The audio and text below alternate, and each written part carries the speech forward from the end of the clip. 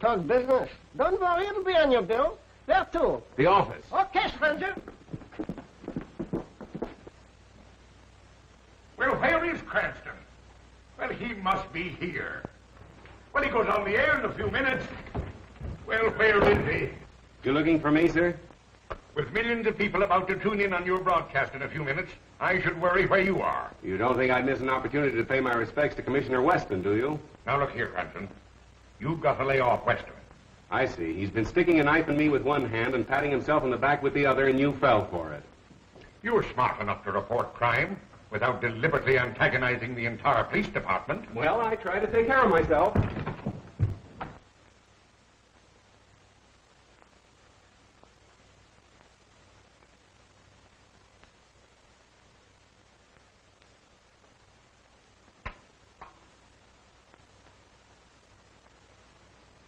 Good evening, friends. Yes, it's your old Shadow Man, and after languishing in one of Commissioner Weston's small-town jugs, the Shadow is just a shadow of his former self.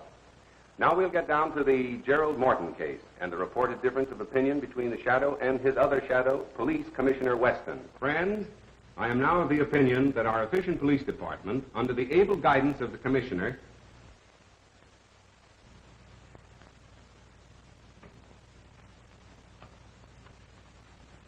Ladies and gentlemen, an emergency has arisen in the studio, and we must pause briefly for station identification. You're listening to station EMOR of the Daily Classic. Our program will continue in just a moment. Well, John, what can I do for you? So you're the guy that reminded the cops I was in town. But I spoke of you in a very complimentary way. I said you were tops in your profession. No man can ask for more than that, can he? Yeah, but you sounded off that I'd done that amateurish Morton job. That's my beef. Now listen, when I was cracking safes, which I ain't no more, I was so good I could lift the door off, lay it on a blanket as gentle as a mother's kiss. I know that, my friend. I ain't no friend of yours. Now, you turned the heat on me, and you're going to turn it off, see? Now, go ahead. Start talking. Tell them who really done that job. Go on. Right into that microscope. But I don't know.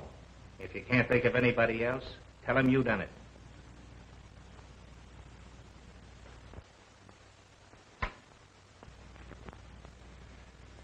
My friends, now that I have the situation in the studio absolutely under control, we can resume our discussion of the Morton murder mystery. Why was Gerald Morton murdered? He is said to have been a good man, a charitable and benevolent man, a man without enemies. But although Mr. Morton's character seemed almost too good to be true, other men, supposedly paragons of virtue, have met violent ends, and investigation has developed some extremely unsavory facts. If my own investigation should develop a hidden side of Mr. Morton's life, I shall tell you all about it tomorrow. Well, what about me? I can now inform the police commissioner that Honest John is absolutely innocent of the explosion which caused the death of Gerald Morton. As a matter of fact, John, that job wasn't up to your usual professional standards, was it? No.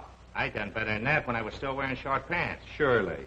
Now, I ain't squawking about the cops pinning a murder on me, but when they tries to hang an amateurish job like that Morton blow up on me, I resent it, see? Naturally.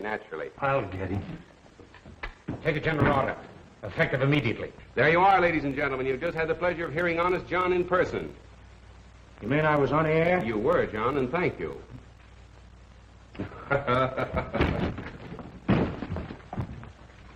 You dumb ox, why don't you look where you're going? Ladies and gentlemen, for the past 24 hours, the entire police force of this city have been trying to locate Honest John. Yet the Shadow has had no difficulty in bringing him to you on this program this evening. For further details, please read the classic. This is the Shadow saying goodbye until the same time tomorrow. Here's everything ever published on Gerald Morton. Now, let's get busy. No, well, let's not. Well, what are you going to do? I don't know. You don't know? That's right. The Shadow doesn't know. Have one? I tried it once and it made me dizzy. Oh, so that's what caused it. Good night. Good night. This case is getting to be a bore. Why don't you hurry and make something happen? Miss Lane, when lightning is about to strike, one doesn't try to hurry it. Well, nice going, Cranston. You fixed things up just dandy. Now, Weston has shut down on all police news, all fire news, and all hospital news. From now on, it's no news for us. Splendid. No news is good news, they say. And that honest John gag. What is the idea of staging that stunt with a dumb stooge? Mr. Heath, that was no stooge. That was honest John himself with a gun at my head. You mean the man that just went out? Miss Lane wants excitement, but doesn't know it when she bumps into it. I don't care if this does make me dizzy.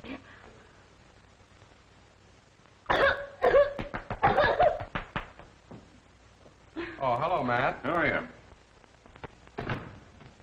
Well, where is he? You mean honest John, I suppose? Yeah.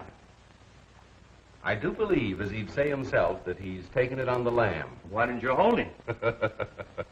Well, why should I? I'm not the police commissioner. Then quit acting like a chump.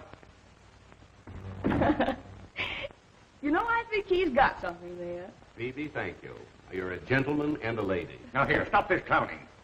How are we going to get the paper off the spot you two have got it on?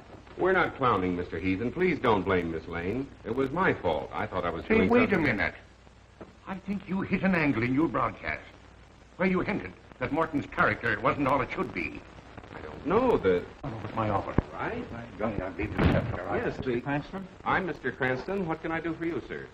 I am Roger Morton, brother of the Gerald Morton, whose name you tried to besmirch in your broadcast. I came over to see just what sort of man could be guilty of such an attack. Well, I'd like to explain that. I don't know what you meant by your hint about a hidden side in my brother's life. But in the presence of my attorney... I beg your pardon. Our firm has great commitments abroad, young man. And your paper will pay the penalty if you do or say anything to jeopardize our international dealings. And we deal in millions. That's all. Good night. Nice. Now what are you going to do? I'll tell you what he's going to do. He's going to handle the story Morton's way, or he'll sue us for millions. Nice thing. Honest John says I handle it his way or he'll shoot me. Weston says I handle it his way or I go to jail. I think you started all this, sweetheart. Have you got any suggestions? Don't ask me. You're the great big detective. And there you are. You see, she craves action, and when she runs into it, she starts passing the buck. I wish you'd go home and roll your hoop so we can roll up our sleeves and get to work. I'll admit you have performed miracles, like that Allen murder. But there you had a bent pin to start with as a clue. This time you have nothing. You're right. Nothing. Don't forget you've still got Phoebe. Well, we don't want you shot. You're no good to us in jail, and we can't afford to offend Morton. There it is, son. Get us out of it. Just like nothing happened. Well, Miss Lane. Miss Lane went home to roll her hoop. Phoebe. I wonder if Miss Lane would recognize the man that gave her the tip that started all this. Miss Lane would know him anywhere. She never forgets a face. Well, what did he look like? Oh, he was thin. Well, not too thin. No. And, Blonde? he was between a blonde and a brunette, and rather medium-sized for a man. And he was thin and...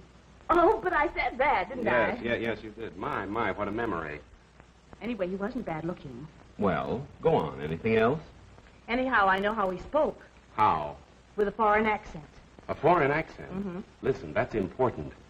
Was it a Moscow Russian? I will give you a tip about a theater... no. No, it wasn't that, I see. Italian, perhaps, more liquid. Senora, we know about the theater... No, it wasn't that. French, of course, it wouldn't be French. There is a theater that will be robbed tonight. Oh, no, that's not right. A German, perhaps. I can give you a tip about a theater around the corner that's going... That's nearer. Mm-hmm. Perhaps a little finer. How Viennese. I can give you a tip about a theater around the corner. You got it. That's exactly the way he spoke. Fine. And I'm sure I'd recognize him now if I saw him.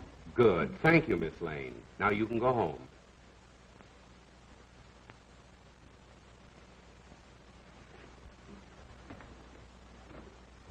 Oh, wait a minute. Let me finish before you go away mad. Go home, put on your nicest dinner dress, and I shall call for you between 9:30 and 10 o'clock. You mean I'm going to be wined and dined for remembering his accent? No, sweetheart. The idea is to find the man. I don't get it. When you want to find an American, you go where he works. When you want to find a foreigner, you go where he dines. My, but you're clever. Let me see now. Should I wear black or blue? Or You'll wear black and blue if you don't hurry. Scram, sister.